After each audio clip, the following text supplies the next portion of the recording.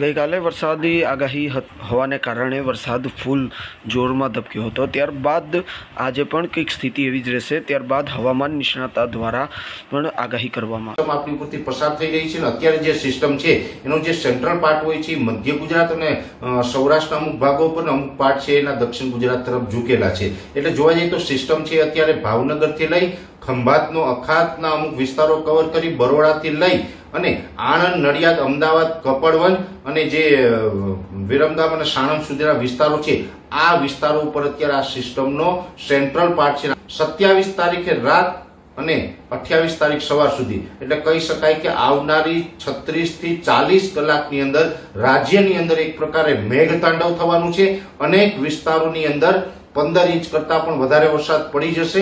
સરકારને, સરકારી તંત્રને પણ અપીલ કરી રહ્યું છું કે એનડીઆરએફની ટીમ હવે તૈયાર રાખજો।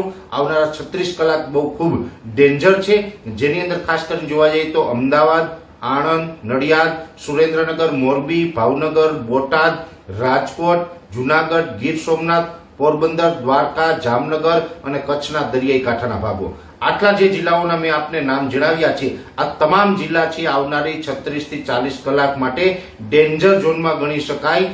આ સુપર રેડ એલર્ટ આને આપી શકાય, કેમ કે આ વરસાદો હવે જે પડવાના છે એ અમુક વર્ષના રેકોર્ડ તોડી નાખે એટલા ટૂંકા ટાઈમની અંદર વરસાદો જે છે એ આ સિસ્ટમને કારણે પડવાના છે। ઉત્તર ગુજરાતના પણ સાબરકાંઠા, બનાસકાંઠા, પાટણ, મહેસાણા અને અરવલ્લીની અંદર પણ એકંદરે સારા વરસાદ પડશે।